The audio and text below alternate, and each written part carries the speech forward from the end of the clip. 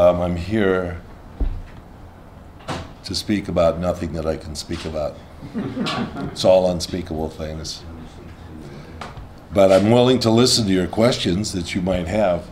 We go into this draft day with high anticipation, knowing that we're going to have an opportunity to choose a good player.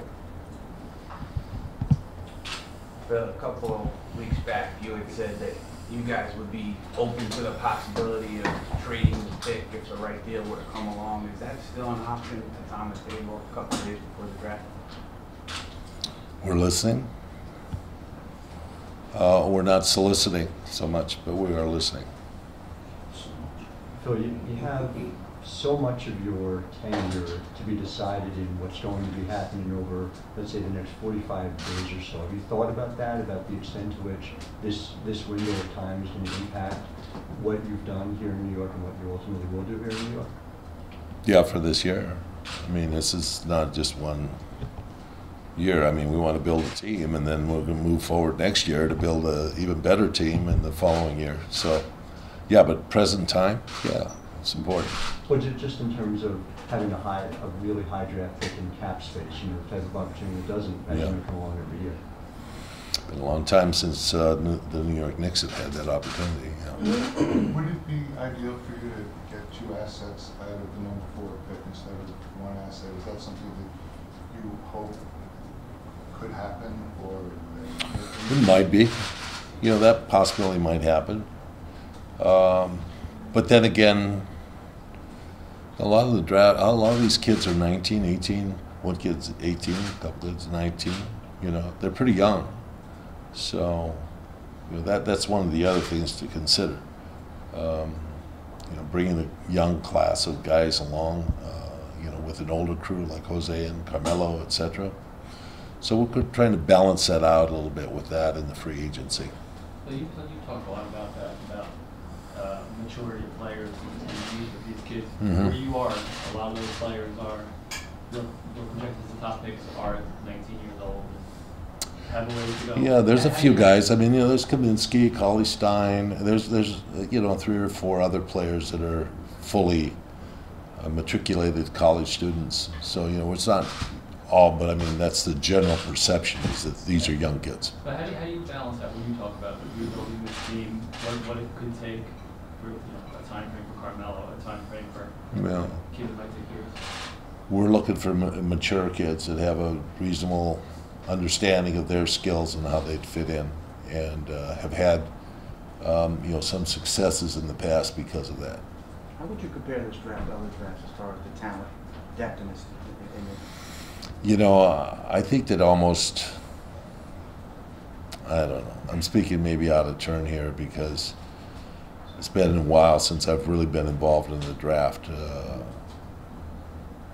I guess Andrew Bynum coming back in 2005 was a 10 pick that we had, and we had a number of kids that were in that area, in the 10 area that we're in. And usually there's this clamor about what a great group it is and everything else, and then as we get closer and closer, everybody kind of said, well, maybe this isn't so good, and maybe the picks 20 through 30 are pretty good. You know, proofs in about 3 years it'll be determined, you know, what kind of a draft class this was. When we talked to you last month, you talked about the idea, you know, drafting a Patrick Ewing for the franchise for 10 to 15 years. Obviously, your pick went backwards since then. Can you find that kind of player at 4? We're open, we will. It doesn't jump out right away at us that there's a consensus that this person has the size and the physique that will do that. But no, it's a great hope of ours. You know, they could come in different, you know, different ways. I mean, you can come in a player that's not a big. It could be a wing or a guard. How long are you willing to wait in terms of, you know, the European kid when people say is pretty good, but just may need some time to develop? How long? I mean, you want somebody who can help right now? We'd like to have that. We have to assess how good a player the potential is going to be at some level. I mean, there have been comparisons that, you know, other people come through the draft that, you know, people just don't have the time or the patience to wait for, but end up being, you know, 10-year all-stars later on down the line. You just don't want to walk away from that if that would happen. Would it be fair to say that you would be on 2 different tracks whether you traded the pick or whether you made this pick on Thursday? Just timeline. Let's put 3 different tracks, a middle rail in there, okay, so that we have the subway system totally covered. That yes, and perhaps even another way to go. There's more ways than one to skin this cat. You had mentioned in one of the interviews you did recently, I guess the writer has written that you had mentioned 2017 with the lockout looming as a possible time for you to hand off the baton to, I guess, Steve Mills. Is that a realistic time frame in your mind, or is that misrepresented? I'm trying to calculate years here. Is that 2 years down the road? No, we just have to go at this, one step at a time. That's what I'm trying to do. Originally, when I took this job, I initially talked about, this is an area in which I'm going through, a period of time myself, which I may cross a little bit of a level health-wise that I want to look at. So that was kind of one of the issues I had originally. Everything's going pretty good. How about Carmelo's health? Did you update upon his health? He was on the court yesterday shooting. Looked great. Made a lot of shots. I actually sat in the sidelines to watch one of our draftees candidates come in and work out for a while. He's happy with where he's at. How difficult is it to evaluate a player who didn't play in the NCAAs, like Mudage and Porzingis? Azonia. There's a bunch of kids that are in this draft that possibly you can talk about that way. It depends. I think the league over in China is a fine league. They have got some good players. They don't play perhaps as competitively as we'd like to see all the time. All the European leagues are different. Right now, Spain has a really good league. It's been at Italy before. Greece had a run at it. Turkey's pretty good. Germany's coming up. France is pretty consistent there too. So there's some pretty good leagues there. What we understand is that these young men that perhaps may be coming in the draft are playing against men. Guys have been playing professional ball 10 years, 12 years. So they're probably comparable, if not more so, to the NCAA. But athletically, maybe not quite as athletic. But physically, maturation, understanding, basketball skill-wise, pretty competitive. How do you feel the pre-draft process worked for you guys in terms of bringing guys in to work out and combine? What I think the NBA should do, seeing I want to run everything, is we should have free agency first and the draft second. We got these things backwards right now. Unfortunately, you're doing something that's supposed to complement a team, and we spend all this time running up into the draft, and then 5 days later you're into free agency, which kind of confounds the whole process a little bit. The draft does have a big part of how you're building a team, but free agency, you're going to have multiple players moving around. A lot of teams have 6 or 7 players under contract. We have 5, actually. So we're one of the ones with the fewest. So we're going to have to fill the roster out. So it's important for us to also go into free agency and understand how this influences that. You said yesterday on the radio, Mike and Mike, that you feel like you've got 2 spots that if you needed to, you could go forward with that, and the lead guard and small forward. But then you also said you could take best available. How much ahead would a player have to be if it is at the same position where you feel like you're already set? How much better would that player have to be for you to want to take him as opposed to someone where you feel like you have a greater need? We one of the things about a system offense that we propose to run is that multiple players could play together, and it's not a point guard that has to have the ball in the hands. It's a lead guard who, if he's not on ball, then the off guard's on ball. So there are multiple things that can happen, and so it gives us more flexibility. That's one of the advantages of having a system of this type in which it's not just generated offense from a point guard situation. You said you're still listening to offers to trade down. I mean, what percentage would you put on the fact that you actually may be picking for someone else if the right guy's there? A short percentage, a small percentage, a 5%. How much do you pay in taxes? About that percentage. So in terms of what's been said with Sacramento and some conversations about DeMarcus Cousins, Yeah. you talked about the need for a big man. Any conversations with Sacramento, or is that something that you think you guys might be in a position to pursue? I wouldn't want to talk about that. I mean, I don't think that's fair to disclose that. Sacramento's gone through changes. They've changed the front office personnel.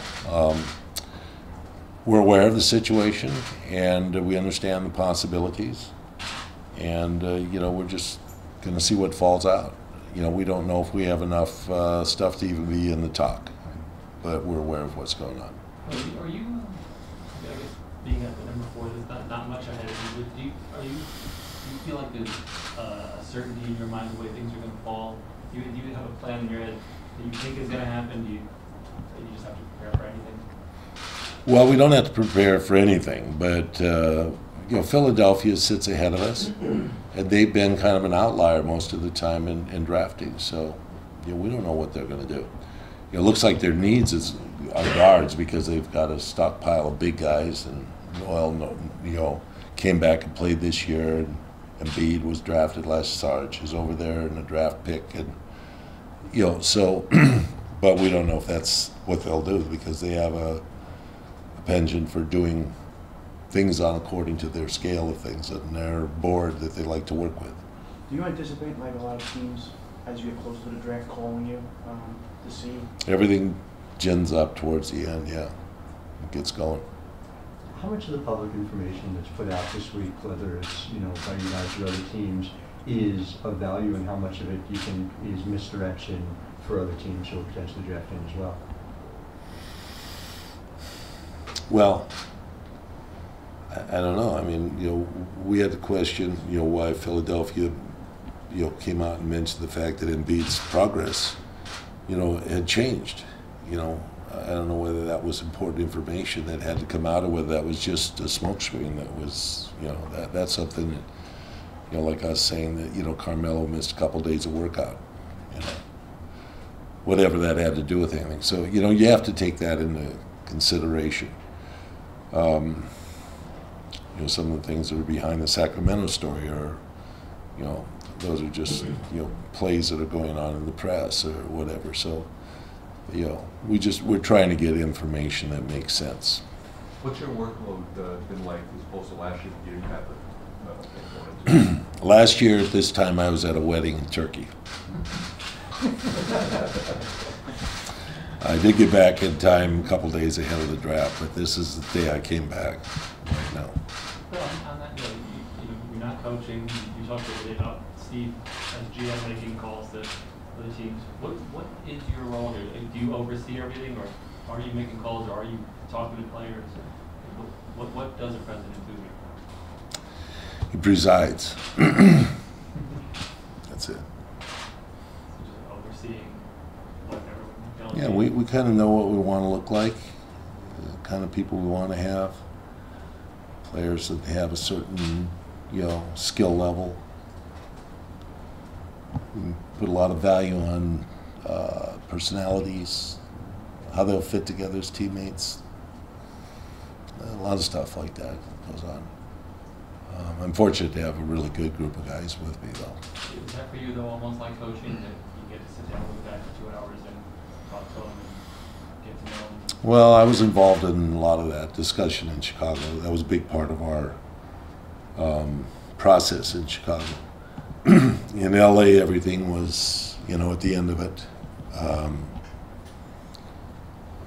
We went right up into the finals almost, I guess it was 8 out of 11 years we were in the finals, so it was pretty much head on until the 20s of June. We had a lot of time to deal with, interviews and so forth. But I think it's really important to get a sense family structure, where people are in the family, their education, their comprehension. Conceptually, do they understand things that we're trying to do? Do they know geometry? How about trigonometry? Things like that. You have to be a geometrist to play the triangle offense, right? What did you seeking their workout yesterday? We had to change the workout. He had a cramp in the middle of it, so we had to cancel it. But he did go through the workup that we did with our medical staff. That was impressive. So in addition to the number 4 pick, are you looking to maybe get into the second round, get someone to pick up a pick there? Yeah, we're looking for all aspects of what can help this team out, what can move us forward. You said 5 guys on the contract. You've also said you don't want to bring in too many guys. Mm-hmm. How many do you think you're going to be looking at this summer in free agency? Like, how many do you think you're going to bring in? Well, we basically, I think, have a list that includes almost every position as considerations. As we boil that down in the next week, we'll see what's really possible. Well, what seems to be, reality based. So we've kind of looked at, in the process before, we looked at drafting big, the draft situation, and picking up 2 bigs in the free agency and how they would work together and fit together. That may have to change a bit as this draft comes through and as we make choices. So we'll have to change that up a little bit in the free agency. It's obviously your choice, but when we spoke to Melo a day or 2 after the season ended, we kind of asked him how closely he followed the draft prospects, and he said he'd been paying pretty close attention. And I asked him about just his feeling on playing with a pick of this caliber. He's never really been in a situation where his team had this high pick, and he suggested that point guards have a tougher transition into the league, and that the physicality and also just the talent of the position makes it tougher for them to transition right away.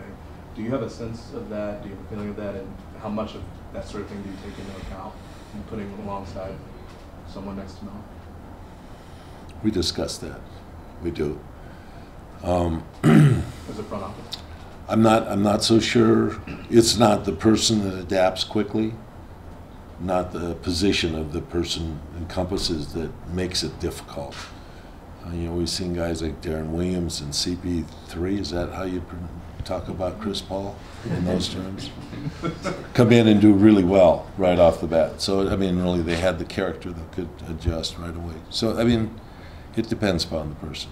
Is it a negative or a positive in your mind? The kid is in school a number of years. Is that a value, or do you think some people think it's a negative if he stays in school? Yeah. Well, it seems to be a negative at this particular time in the history of the NBA, but I think that it's really a positive for a lot of teams that are looking to have a player that can move into a lineup right away. It doesn't have to be nurtured and trained. A lot of these players, we know that basically young men don't physically, mentally, their brains don't fully finish growing until they're in their 20s.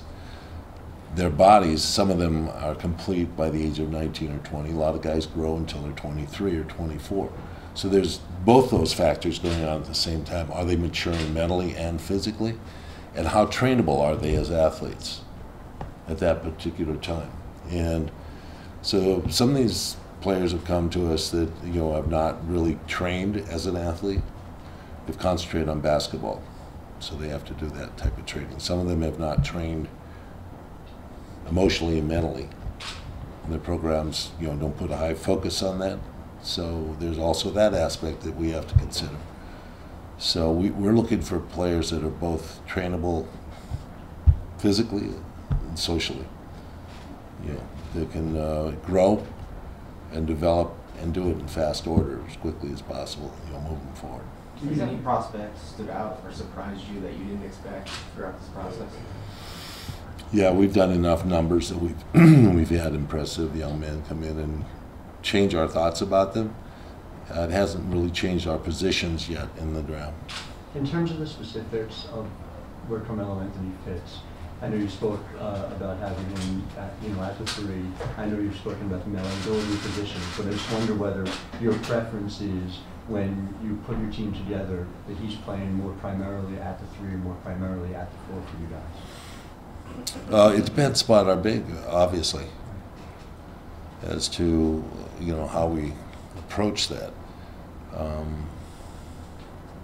Whether we're into a mode of a defensive type of center that can cover a lot of ground and, you know, rebound out of position, and, you know, it allows more liberty for a coach to move a player around, allow players of all sizes to play on the floor, or, you know, go one big and four smalls, as we say.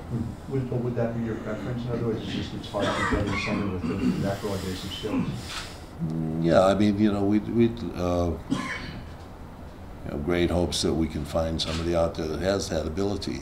The draft has a couple guys that have that capability or show that, and free agency does too. If you do trade down, would you be very cautious of eating into your cap space if you do get a veteran player back? I mean, is that part of this whole juggling act here? No, we consider that. It has to be a consideration. It depends upon how eminent or how prominent that player that we, you know, fits in. And then if it's a fill-in spot, we would have filled that spot in with a free agent. That covers the, you know, the space that we were working with anyway. So yeah, we're aware of that. Last question. You have tools this year you didn't have last year. Take cap space. Obviously, people judge on your first year and wasn't a lot of success, and people wonder how you're going to be at this job. Do you think now it's going to be? Are you sure it's going to be different now? With you actually can do things you couldn't do last year, and you'll prove by next summer that you can do this job and do it, you know, in a winning way. Oh, I did a great job last year of shedding things and getting us to a position where we have this flexibility. So I'm not going to throw out that first premise that you have out there, that question. But I do think that this team has to be competitive. We have to get back in a competitive zone where we're out there competing every night for 48 minutes. That's something we're attempting to do. And then everything will work the way it's supposed to work. And I think that when you have trainable athletes, I think that comes along with it. Thank you. Thanks, guys.